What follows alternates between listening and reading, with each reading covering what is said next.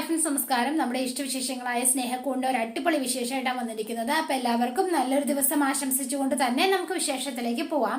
അപ്പൊ നമുക്ക് തുടങ്ങുമ്പോൾ തന്നെ കാണുന്നത് നമ്മുടെ പാറുവിനെയാണ്. അപ്പൊ പാറു വിശ്വത്തിനെ വെയിറ്റ് ചെയ്ത് ഇങ്ങനെ നിൽക്കുകയാണ്. അപ്പൊ വിശ്വം കാണാത്തതുപോലെ വേഗം തന്നെ വണ്ടി ഓടിച്ച് അങ്ങ് പോവാണ് കേട്ടോ. അപ്പൊ നിർത്ത് എന്ന് പറഞ്ഞ് വട്ടം കയറി നിന്നു. അല്ല, എന്നെ കണ്ടിട്ട് കാണാത്ത പോലെ പോവാല്ലേ, എന്താണെങ്കിലും കൊള്ളാം എന്ന് പറഞ്ഞു. അതെ, ശരിക്കും പറഞ്ഞാല് എന്നോട് ഫ്രണ്ട്ഷിപ്പ് ഒന്നും ഇല്ലാത്തതുകൊണ്ടല്ലേ, അതുകൊണ്ടൊന്നും അല്ല. തന്നെ പാറുവിന്റെ അമ്മ പിന്നെ അത് വലിയ പ്രശ്നമാവില്ലേ അന്ന് വിചാരിച്ചിട്ടാണ് ഞാൻ പോകുന്നത് എന്ന് വിഷു ഇങ്ങനെ പറഞ്ഞപ്പം, ഓഹോ അപ്പൊ പേടിയുണ്ടല്ലേ? പേടിച്ചിട്ടൊന്നും അല്ല പാറുവിന്റെ അമ്മയുടെ കാര്യം ഓർത്തിട്ടാ. അമ്മയെ കുറ്റം പറയാൻ പറ്റുമോ? ഒരാള് എന്താ പറയാ, ചൂടുവെള്ളത്തിൽ വീണ പൂച്ച പച്ചവെള്ളത്തിൽ വീണ്ടാലും പേടിക്കും എന്ന് പറഞ്ഞു കേട്ടിട്ടില്ലേ? എന്ന് പറഞ്ഞ പോലത്തെ അവസ്ഥയല്ലേ അമ്മയുടെ. തന്റെ ചേട്ടൻ കാണിച്ചു വെച്ചിരിക്കുന്ന ഓരോ പണി കൊണ്ടല്ലേ അമ്മയ്ക്ക് ഇത്രയും ഭയം ഉണ്ടായത്. പിന്നെ അതുകൊണ്ട് നമ്മൾ തമ്മിലുള്ള ആ സുഹൃത്ത് ബന്ധങ്ങള് ഒരിക്കലും വിശ്വസിക്കുന്ന ആളാ ഞാന്. പിന്നെ എന്താന്ന് ചോദിച്ചാൽ ഫ്രണ്ട്ഷിപ്പ് വിശ്വജിത്ത് എന്നും നല്ലൊരു സുഹൃത്തായിട്ട് എന്റെ കൂടെ ഉണ്ടാവണം എന്ന് എനിക്കൊരാഗ്രഹമുണ്ട്. അതല്ല തനിക്ക് പേടിയാണെങ്കിൽ താൻ പോയിക്കോ, ഇനി ഒരിക്കലും കാണാതിരിക്കാൻ ഞാൻ ശ്രമിക്കാം. അയ്യോ എനിക്ക് പേടിയൊന്നുമില്ല, ഇനി എന്തിനാ പേടിക്കുന്നത്? അത് മനസ്സിലായി എനിക്ക് വണ്ടി നിർത്താത്തപ്പോ. ഈ പറഞ്ഞത് പോലും പേടിച്ചിട്ടാ എന്താ? ശരിയല്ലേ? ചേച്ചിക്ക് ഡിവോഴ്സ് വേണം, അതിനു വേണ്ടിയിട്ട് അതാണ് ഏറ്റവും ആദ്യം നടക്കേണ്ട ഒരു കാര്യം. അല്ല, ഞാനൊരു കാര്യം ചോദിച്ചോട്ടെ, വിശ്വജിത്തിന് എന്നെ ഏതെങ്കിലും തരത്തിലൊന്ന് ഹെൽപ്പ് ചെയ്യാൻ പറ്റുമോ എന്ന് ചോദിച്ചു. കുടുംബ കോടതിയിലെ കേസ് തള്ളിപ്പോയിരിക്കാം. എന്താ പറയാ, ശരിക്കും പറഞ്ഞ ഒരു വാദം പോലും നടത്താൻ ചേച്ചിക്ക് തയ്യാറായില്ല. ഇന്ദ്രിയത്തിന് ചില മെന്റൽ ഇഷ്യൂസ് അതുണ്ടെന്നാ ചേച്ചി പറയുന്നത്. അതിന്റെ എന്തെങ്കിലും രേഖകളോ ഡോക്യുമെന്റ്സോ വല്ലതും കിട്ടാനുള്ള വല്ല വഴിയുണ്ടോ എന്ന് ചോദിച്ചു. എന്റെ ഏട്ടനെ കൊടുക്കാനുള്ള വഴി ഞാൻ തന്നെ ഒപ്പിച്ചു തരണോ? എന്നെ പിടിച്ച് താൻ ഒറ്റുകാരനാക്കുവോ? അയ്യോ അങ്ങനെയല്ല കേട്ടോ, എന്തായാലും കിട്ടിയാൽ ഞാൻ തരാം എന്ന് പറഞ്ഞു. പിന്നെ ഞാൻ എപ്പോഴും സത്യത്തിന്റെ കൂടെ നിൽക്കുന്ന ആള് തന്നെ കേട്ടോ.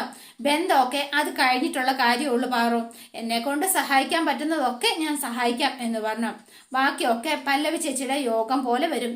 പിന്നെ നിന്റെ ഏട്ടന്റെയും. പിന്നെ നമുക്ക് ഒരു കോഫി കുടിച്ചാലോ? പിന്നെന്താ, എന്നാ വണ്ടി ഒട്ടിക്കട്ടെ, എന്നാ വാ നമുക്ക് നടക്കാം എന്ന് പറഞ്ഞ് ഇവര് രണ്ടുപേരൂടെ പതുക്കെ നടന്നു പോയി ഒരു കോഫിയൊക്കെ കുടിക്കാൻ പോവാണ്. പിന്നെ കാണുന്നത് നമ്മുടെ ഋതുവിനെയാണ്. അപ്പൊ സ്വാതി അങ്ങോട്ടേക്ക് വന്നു. എന്താ ചേച്ചി, എന്തിനാ ചേച്ചി വിളിച്ചതാ? അതെ, ഒരു രഹസ്യം പറയാൻ വേണ്ടി വിളിച്ചതാ. വേറെ ആരോടും നീ തൽക്കാലം ഇത് ഷെയർ ചെയ്യില്ല എന്ന് വാക്ക് തരണം. എന്താ ചേച്ചി? വാക്കുതാ. വാക്ക് തരാം എന്ന് പറഞ്ഞു വാക്ക് കൊടുത്തു സ്വാതി. ഇതെന്താന്ന് നേരെ മനസ്സിലായോ? ഇതെന്താ, ഇതൊരു ചെക്കല്ലേ? അതെ, ഇത് ചെക്ക് തന്നെയാണ്. ഇപ്പൊ ഒരു ബ്ലാങ്ക് ചെക്കാ. കുറച്ച് കഴിയുമ്പോഴേ ഞാന് ഒരു തുക എഴുതും. അതായത് 25 ലക്ഷം രൂപ. 25 ലക്ഷോ എന്നിങ്ങനെ ചോദിച്ചോ? എന്തിനാന്നറിയോ നിനക്ക്? മറ്റൊന്നിനും അല്ല, നമ്മുടെ ടെക്സ്റ്റൈൽസിന്റെ പരസ്യം ഷൂട്ട് ചെയ്യാൻ വേണ്ടിയിട്ടാണ്. ഇതാണ് ഇത്ര വലിയ രഹസ്യം. ഇത് പരസ്യം രഹസ്യം മറ്റൊന്നും അല്ല, ഇത് ഞാൻ പറയാൻ പോകുന്നതാണ് രഹസ്യം എന്ന് പറഞ്ഞു.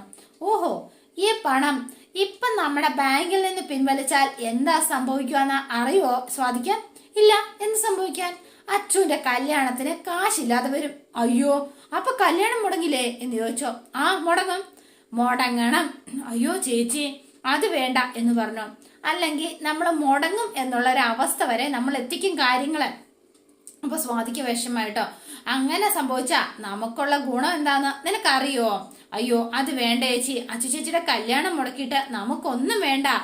നീ മുഴുവൻ ഒന്ന് കേട്ടിട്ട് പറ, ചാടിക്കേറി ഒന്ന് അഭിപ്രായം പറയില്ലേ എന്ന് പറഞ്ഞു. എടി, കല്യാണത്തിന് എന്തെങ്കിലും സംഭവിച്ചാൽ വിൽപത്രം റദ്ദാവും. സേതുമാധവൻ തെറിക്കും, മനസ്സിലായോ നിനക്ക് എന്ന് ചോദിച്ചോ? കാശില്ല എന്ന് കണ്ടാൽ കല്യാണത്തിന്റെ തലേന്ന് സേതുമാധവൻ ഇവിടുന്ന് എന്താണേലും ഒളിച്ചോടേണ്ടി വരും എന്ന് ഉറപ്പാണ്. പിന്നെ പിറ്റേന്ന് കല്യാണത്തിന്റെ അന്ന് കാശ് ഞാൻ കൊണ്ടുവരും. എന്നിട്ട് ഞാൻ കല്യാണം നടത്തും. എന്നിട്ടോ നിശ്ചയിച്ച കല്യാണം നിശ്ചയിച്ച മുഹൂർത്തത്തിൽ നിശ്ചയിച്ച സ്ഥലത്ത് വച്ച് തന്നെ നമ്മൾ നടത്തിയിരിക്കും. ഒരു സംശയമില്ല. ഒറ്റ വ്യത്യാസമേ ഉള്ളൂ. എന്താണെന്നറിയോ? സേതുമാധവൻ ആയിരിക്കില്ല കല്യാണം നടത്തുന്നത്. പകരം ഈ ഋതിക എന്ന ഈ ഞാനായിരിക്കും കല്യാണം നടത്തുന്നത്. പ്ലാനൊക്കെ കൊള്ളാം, പക്ഷെ വിചാരിച്ച പോലെ നടക്കണം എന്ന് മാത്രം. നടക്കും, ഇത് ഞാൻ നടത്തിയിരിക്കും എന്ന് പറഞ്ഞു. ഒരു വല്യോട്ടം വന്നിരിക്കുന്നു.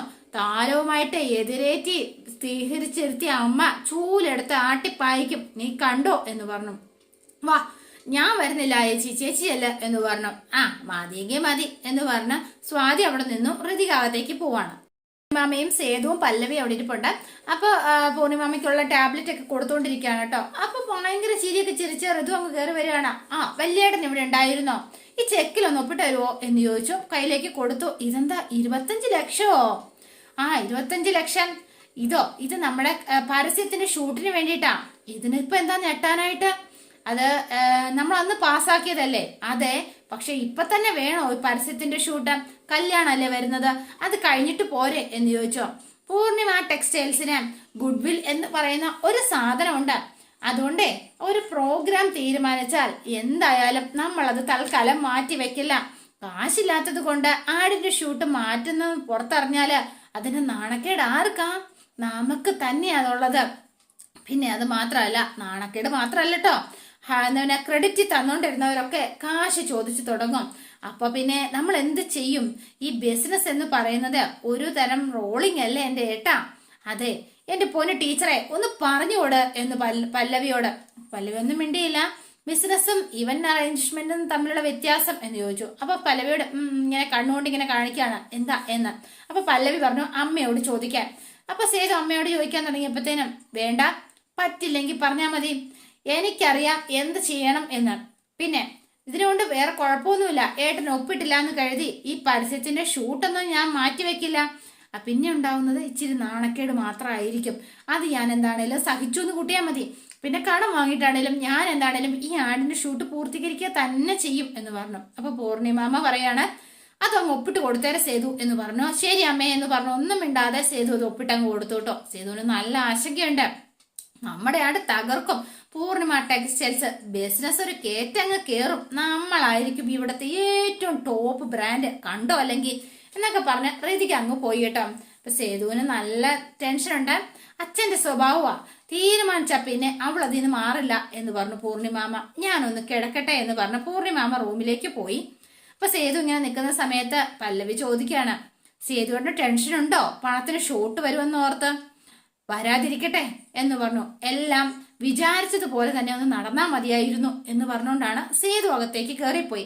അപ്പൊ പല്ലവി അകത്തേക്ക് കയറി പോവാൻ തുടങ്ങിയപ്പോഴത്തേനുമാണ് പ്രതാപനും പത്മയും അതുപോലെ തന്നെ നിഖിലും കൂടെ വരുന്നത്.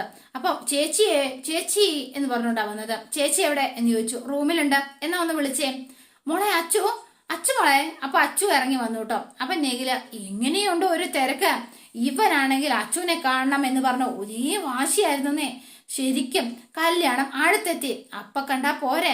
അതൊന്നും പോരാ, എല്ലാം എന്റെ കൂടെ പോരെ എന്ന് ഞാനും പറഞ്ഞു. അങ്ങനെയാണ്, എന്നാ പിന്നെടാ കാണിച്ചു തന്നില്ല എന്ന് പറഞ്ഞ ഇനി പരാതി പറയരുത്. ദാ നിൽക്കുന്നു, എന്താന്ന് വെച്ചാ നീ ചെന്ന് സംസാരിച്ചോ. അപ്പൊ നിഖിൽ അങ്ങോട്ടേക്ക് ചെന്നിട്ട് ഫോൺ വിളിച്ചാൽ എടുക്കാത്തത് കൊണ്ടാ നേരിട്ട് വന്നത്. ഞാൻ എപ്പോഴും ഫോൺ കൈ കൊണ്ട് നടക്കാറില്ല എന്ന് പറഞ്ഞു അച്ചു. അപ്പൊ ഒന്നും മിണ്ടിയില്ല, കുറച്ചേരം നിന്നു. എന്നിട്ട് അപ്പൊ ദേഷ്യം വന്നുട്ടോ ഇവന്. അങ്ങളെ ഞാൻ ഇവിടെ നിന്നാ ശരിയാവില്ല, ഞാൻ വണ്ടിയിലിരിക്കാം എന്ന് പറഞ്ഞ ഇവൻ ചാടിത്തുള്ളി പുറത്തേക്ക് ഇറങ്ങി അങ്ങ് പോയി. അപ്പം അപ്പൊ വേഗം തന്നെ നമ്മുടെ പൂർണിമാമ അങ്ങോട്ടേക്ക് വരികയാണ്. അപ്പൊ പത്മ പറ ചോദിക്കൂ അതേ വരുന്നുണ്ട് ചോദിക്കാൻ. എന്താ പ്രതാപ പത്മ പറയണത് എന്ന് ചോദിച്ചോ. അല്ല കല്യാണം വിളിയൊക്കെ തുടങ്ങിയല്ലോ, ഇവളുടെ ഒരു ബന്ധു, ഒരു പ്രായമുള്ള ഒരാള്, അയാൾ ചോദിക്കുക എന്ത് കിട്ടുംന്ന്. അപ്പൊ സ്വർണ്ണേ അതാന്നേ, എനിക്ക് എന്തെങ്കിലും പറയാൻ പറ്റൂ ചേച്ചി? ഞങ്ങൾക്കും അത് അറിയില്ലല്ലോ. ഞാൻ പറഞ്ഞു ആ മാധവ മേനോന്റെ മോളെയാ കിട്ടാൻ പോണത്, ഒട്ടും കുറയില്ല എന്ന് പറഞ്ഞു. ഓഹോ, അപ്പൊ ഇങ്ങനെ നിൽക്കുവാണ് കേട്ടോ. അതെ, അപ്പൊ അച്ചു കേട്ടിട്ട് ഒട്ടും കെട്ടിയില്ലെങ്കിൽ ഈ കല്യാണം നടക്കില്ലെന്നാണോ പറയണത്? അച്ചുവിന് ദേഷ്യം വന്നു. അല്ല അങ്ങനെയല്ല, നാട്ടുനടപ്പല്ലേ മോളെ എന്ന് ചോദിച്ചു. നാട്ടുനടപ്പൊന്നും എനിക്കറിയില്ല, പക്ഷെ വളരെ സിമ്പിളായിട്ട് ഞാൻ കല്യാണ പന്തലിലേക്ക് വരൂ എന്ന് പറഞ്ഞു അച്ചു. പിന്നെ സ്വർണ്ണക്കടയിലെ പരസ്യത്തിലെ മണവാട്ടി അവനൊന്നും എന്നെ കിട്ടില്ല. പിന്നെ സ്ത്രീധനം അത് പ്രതീക്ഷിച്ചാണ് കെട്ടാൻ തയ്യാറായത് എങ്കിൽ ഇപ്പൊ തന്നെ ഒഴിയുന്നതാ നല്ലത്. എനിക്കതില് ഒരു താല്പര്യമില്ല എന്ന് പറഞ്ഞു. അയ്യേ ചേച്ചി ഇവളെന്താ ഇങ്ങനെ? ഞങ്ങള് വെറുതെ ഒന്ന് തമാശ പറഞ്ഞതല്ലേ പത്മേ. അതെ ഇവള് കാര്യം ഞാന് മര്യാദ തന്നെയാ കഴിക്കുന്നത്. വളഞ്ഞു ചുറ്റി മൂക്കി പിടിക്കുന്ന എന്തിനാന്ന് എനിക്ക് മനസ്സിലാവും. അത് മാത്രമല്ല, സ്ത്രീധനം ചോദിക്കുന്നതും വാങ്ങുന്നതും നിയമപരമായി തെറ്റാണെന്ന് അറിയില്ലേ എന്ന് ചോദിച്ചു പല്ലവി. അപ്പൊ ഇത് കേട്ടപ്പോ തന്നെ ഇവർക്ക് ചൊറിഞ്ഞു വന്നു കേട്ടോ. അതിലൊരു ചീറ്റ്നെസ് ഉണ്ട് എന്ന് പറഞ്ഞു. നിങ്ങൾക്കത് മനസ്സിലാവുമെന്ന് എനിക്കറിയില്ല, പക്ഷെ അതാണ് സത്യം. അപ്പൊ പത്മ വേഗം തന്നെ, അല്ല ചേച്ചി ഒരു കാര്യം ചോദിച്ചോട്ടെ, നമ്മുടെ ഈ കുടുംബ കാര്യത്തില് എന്തിനാ ഇവള് കയറി സഭയെ കയറി സംസാരിക്കുന്നത് എന്ന് ചോദിച്ചോ. എന്താ ചേച്ചി വീട്ടുഭരണം ഇവളെ അങ്ങ് ഏൽപ്പിച്ചോ എന്നായിരുന്നു ചോദ്യം. അപ്പൊ കുറച്ചേരം നിന്നിട്ട് പല്ലവി പറഞ്ഞതില് എന്താ തെറ്റ്? ശ്രീധരൻ ചോദിക്കുന്നത് ശരിയാണോ? പിന്നെ എന്റെ മോൾക്ക് ഞാൻ ഇഷ്ടമുള്ളത് കൊടുക്കും, അതിന്റെ കണക്കൊന്നും നിങ്ങളെ ബോധിപ്പിക്കേണ്ട ആവശ്യമുണ്ടെന്ന് എനിക്ക് തോന്നുന്നില്ല എന്ന് പറഞ്ഞു പൂർണിമാമ. പിന്നെ അച്ചു പറഞ്ഞതും പല്ലവി പറഞ്ഞതും എന്റെയും കൂടി അഭിപ്രായമാ. പൂർണ്ണ സമ്മതമാണെങ്കിൽ മാത്രം ഈ കല്യാണം നടത്തിയാൽ മതി, അല്ലെങ്കിൽ ഈ കല്യാണം വേണ്ട എന്ന് പറഞ്ഞു. പ്രതാപൻ അട്ടി കിട്ടിയ പോലായി. എന്നിട്ട് ഇപ്പൊ എങ്ങനെയുണ്ട്? ഞാൻ പറഞ്ഞത് ശരിയായില്ലേ എന്റെ ചേച്ചി? കേട്ടോ ചേച്ചി, ഞാനേ ഇങ്ങോട്ട് പുറപ്പെടുന്നതിന് മുമ്പ് ഞാൻ ഇവളോട് പറഞ്ഞതാ, ഒരു കാരണവശാലും ഒരുക്കങ്ങളെ പറ്റിയോ സ്ത്രീധനത്തെ പറ്റിയോ ഒരക്ഷരം മിണ്ടിയേക്കരുതെന്ന്. പക്ഷേങ്കിൽ എന്ത് ചെയ്യാനാ ചേച്ചി എന്ന് പറഞ്ഞു. അപ്പൊ അച്ഛൻ്റെ അടുത്ത് എന്നിട്ട്, മോളെ ഈ സ്ത്രീധനം ചോദിക്കുന്നതൊക്കെ പഴയഞ്ചൻ ഏർപ്പാടല്ലേ മോളെ? അതെ ചേച്ചി, നമ്മള് താറപ്പാട്ടുകാര് അങ്ങനെ ചെയ്യാൻ പാടുണ്ടോ ചേച്ചി? നീ ഈയിടെയായിട്ട് കളരി പഠിക്കുന്നുണ്ടോ എന്ന് ചോദിച്ചു. ഇല്ല. അല്ല, നല്ല മെയ്വഴക്കം അതുകൊണ്ട് ചോദിച്ചതാ. അല്ല ചേച്ചി, മലക്കം മറന്നതൊന്നും അല്ല ചേച്ചി, ചേച്ചിയുടെ അതേ അഭിപ്രായം തന്നെയായി എനിക്കും ഉള്ളത്, അതുകൊണ്ടാട്ടോ. പിന്നെ അങ്ങോട്ട് നിന്നിട്ട്, അപ്പൊ പത്മേ എന്നെ നമുക്ക് ഇറങ്ങിയാലോ? അപ്പൊ കിട്ടാനുള്ളതെല്ലാം വയറ് നിറച്ചു വാങ്ങി, നല്ല തിരക്കുണ്ട്, വിളി തുടങ്ങിയല്ലോ, എന്നാ പിന്നെ ഞങ്ങൾ പോയിട്ട് വരാവേ എന്ന് പറഞ്ഞ ഇവരിറങ്ങാൻ തുടങ്ങി. അപ്പൊ പല്ലവിയുടെ അടുത്തേക്ക് തിരിഞ്ഞു നിന്നിട്ട് പ്രതാപൻ, അതെ നിയമങ്ങളൊക്കെ കുറിച്ചൊക്കെ നല്ല ധാരണയാ അല്ലേ? അല്ല, സ്വന്തം ഭർത്താവിനെ നിയമപരമായിട്ട് പിരിയാതെ ഒരു സ്ത്രീക്ക് മറ്റൊരു പുരുഷനൊപ്പം അയാളുടെ വീട്ടിൽ ജീവിക്കാൻ പറ്റുമോ? എന്താ ചോദിച്ചല്ലേ? നിയമം അത് സമ്മതിക്കുന്നുണ്ടോ?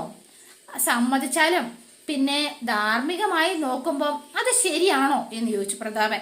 അപ്പൊ ഒന്നും വേണ്ടിയില്ല കുറച്ചു നേരം പല്ലവി. അതെ, ഉത്തരം പറയണമെന്നില്ല, വെറുതെ ചോദിച്ചോന്നേ ഉള്ളൂ, മറുപടി വേണമെന്നില്ല തന്നെ എന്ന് പറഞ്ഞു പല്ലവി.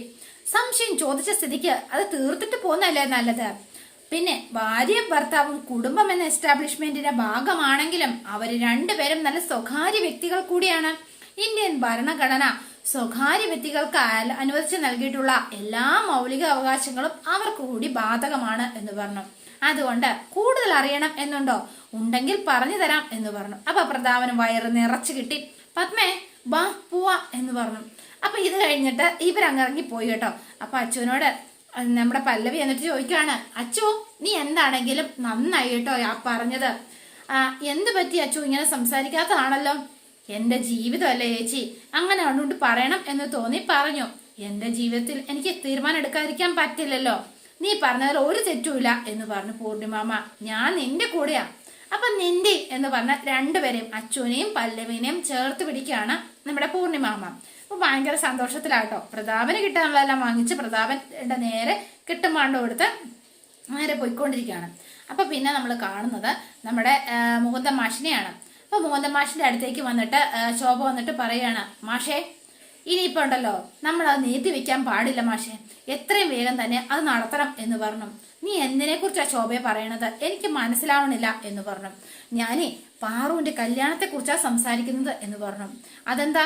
അതെ, ഓരോരുത്തരും എന്താ പറയാ വലകളുമായിട്ട് ഇറങ്ങിയിരിക്കുക, ഇനിയിപ്പൊ നമ്മൾ നോക്കി നിന്നാലേ ചിലപ്പോ പെട്ടുപോകും എന്ന് പറഞ്ഞു. അതെന്താ നീ അങ്ങനെ പറഞ്ഞത്? അത് പിന്നെ മാഷേ എന്ന് പറഞ്ഞു തുടങ്ങാൻ തുടങ്ങിയപ്പോഴാണ് പാറു ഇറങ്ങി വരുന്നത്. അത് ഞാൻ പിന്നെ പറയാം എന്ന് പറഞ്ഞ് വേഗം ശോഭ നിർത്തി കേട്ടോ. നിർത്തിയപ്പോഴത്തേനും മാഷ് ഇങ്ങനെ നിൽക്കുകയാണ്. അമ്മ എന്റെ കല്യാണക്കാര്യത്തെ കുറിച്ചാണല്ലോ പറഞ്ഞത്, എന്നാ നിർത്തിക്കളഞ്ഞത്? ഞാനിവിടെ ഉള്ളപ്പോ സംസാരിക്കുന്നതല്ലേ അതിന്റെ ഒരു മര്യാദ. എന്നാ പറയമ്മേ, എന്താ പറയാത്തത് എന്ന് ചോദിച്ചു. ഞങ്ങള് പറയും, നീ അനുസരിക്കും, കൂടുതൽ ചർച്ചകളൊന്നും വേണ്ട. എന്നാ അമ്മയോട് ആര് പറഞ്ഞു? ചേച്ചി അല്ല ഞാൻ, എനിക്ക് എന്റേതായ തീരുമാനങ്ങളുണ്ട്, നിന്റെ തീരുമാനത്തെ കുറിച്ചൊന്നും നീ പറയണ്ട, അതൊരിക്കലും നടക്കാൻ പോകുന്നില്ല എന്ന് പറഞ്ഞു. അമ്മ എന്തറിഞ്ഞിട്ടാ ഈ സംസാരിക്കുന്നത്? അറിഞ്ഞിടത്തോളം മതിയടി. ഒരു കല്യാണം കൊണ്ടേ ഈ കുടുംബത്തില് ഞങ്ങൾക്കുണ്ടായ മാനക്കേട് അത് ഇതുവരെ മാറിയിട്ടില്ല. അതുപോലൊരു ബന്ധം ഇനി ആവർത്തിക്കാൻ ഞങ്ങൾ തയ്യാറല്ല. തെറ്റ് നിങ്ങളുടെ ഭാഗത്തല്ലേ? ഇന്ദ്രനെ കുറിച്ച് നിങ്ങൾ ശരിക്കും അന്വേഷിക്കണമായിരുന്നില്ലേ? വല്ല വീട്ടിൽ നിന്നൊരു ആലോചന വന്നപ്പോ വേറൊന്നും ചിന്തിക്കാതെ നിങ്ങൾ തന്നെയല്ലേ എടുത്തു ചാടിയത്? എന്താ മിണ്ടാത്തത്? അപ്പൊ രണ്ടുപേരും നിൽക്കണം. പിന്നെ ഞാനൊരു വിവാഹം കഴിക്കണമെങ്കിൽ ഞാൻ ഇഷ്ടപ്പെട്ട ഒരാളെ ആയിരിക്കണം, ഞാൻ കണ്ടുപിടിക്കുന്ന ഒരാളെ ആയിരിക്കും. മോളെ എന്ന് വിളിച്ചു മാഷ്. അതെ അച്ഛാ, സത്യം ഞാൻ പറഞ്ഞത്, ചേച്ചിയുടെ അനുഭവം ഉണ്ടാവരുതെന്ന് എനിക്ക് നിർബന്ധമുണ്ട്. നിന്റെ ആ ആഗ്രഹം നടക്കാൻ പോണില്ലടി. ഞാൻ ജീവിച്ചിരിക്കുമ്പം ഞാൻ അതിന് സമ്മതിക്കില്ല എന്ന് പറഞ്ഞു ശോഭയും പാറും തമ്മിൽ മുട്ടം വഴക്ക്. അപ്പൊ നിന്നിട്ട് അപ്പൊ മാഷ് ഇങ്ങനെ നിൽക്കുകയാണ് കേട്ടോ. ആരാണെന്ന് അറിയോ ഇവള് കണ്ടുവച്ചിരിക്കുന്ന ആ ആള്? ആ ഇന്ദ്രന്റെ അനിയൻ വിശ്വജിത്ത്. മാഷിനാകെ ഷോക്കായി പോയി. അമ്മ എന്തറിഞ്ഞിട്ടാ ഈ സംസാരിക്കുന്നത് എന്ന് ചോദിച്ചു. പാറുവിന് ദേഷ്യാട്ടാ വരുന്നത്. അതെ, ചോദിക്കുന്നെങ്കിൽ മറുപടി പറയടി, നീ എന്താ മിണ്ടാത്തത് എന്ന് ചോദിച്ചു. അപ്പൊ മാഷിങ്ങനെ വാവളഞ്ഞു നിന്നു. ഇതാ ഞാൻ പറഞ്ഞത്, അമ്മയ്ക്ക് എന്നെ മനസ്സിലായിട്ടില്ലെന്ന്. മനസ്സിലായിടത്തോളം മതി. ഞാനും ചോറ് തന്നെയാ കഴിക്കുന്നത്. നിന്റെ അത്രയും പഠിപ്പില്ലെന്നേ ഉള്ളൂ. പക്ഷെ എനിക്കറിയാം ഓരോരുത്തരുടെ മനസ്സിലിരിപ്പ് എന്താണെന്നൊക്കെ. അതുകൊണ്ട് എന്താ മോളെ ഞാൻ ഈ കേൾക്കുന്നത് എന്ന് ചോദിച്ചു അച്ഛൻ. പല്ലവിയുടെ ജീവിതം തകർത്തവനല്ലേ ആ ഇന്ദ്രൻ? എന്നിട്ടാണോ നീ? എന്റെ അച്ഛൻ, ഞങ്ങൾ തമ്മിൽ അങ്ങനൊന്നും ഇല്ല. നോണ പറയണ്ട, എനിക്കെല്ലാം അറിയാം. അമ്മയ്ക്ക് എന്തറിയാവുന്ന?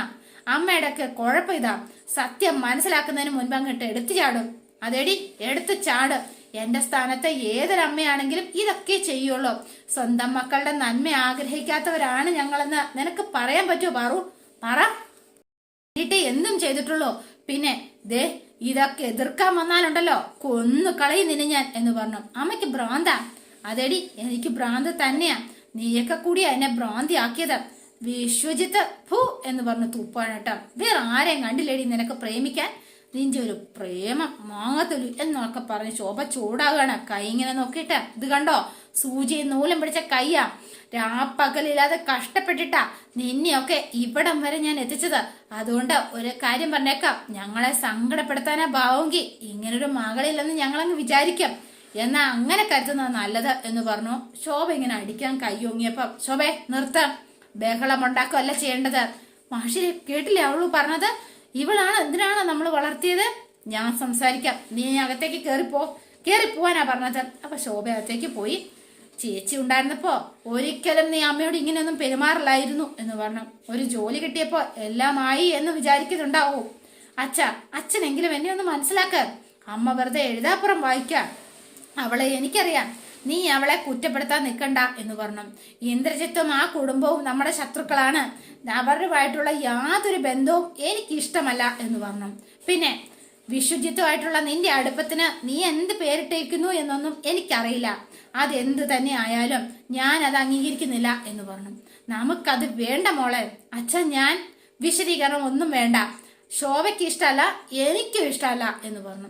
ഞങ്ങൾക്ക് ഇഷ്ടമല്ലാത്തത് കൊണ്ട് എൻ്റെ മോളും അത് ഇഷ്ടപ്പെടാൻ പാടില്ല എന്ന് പറഞ്ഞ് മാഷും അകത്തേക്ക് കയറിപ്പോയി കേട്ടോ. അപ്പൊ ഇത് കഴിഞ്ഞിട്ട് പാറു ഇങ്ങനെ വിഷമിച്ചിങ്ങനെ നിൽക്കുകയാണ് കേട്ടോ. അതോടെയാണ് ഇന്നത്തെ വിശേഷം അവസാനിക്കുന്നത്. ഇനി നാളത്തെ വിശേഷം ഇതിലും ഗംഭീരാണ്.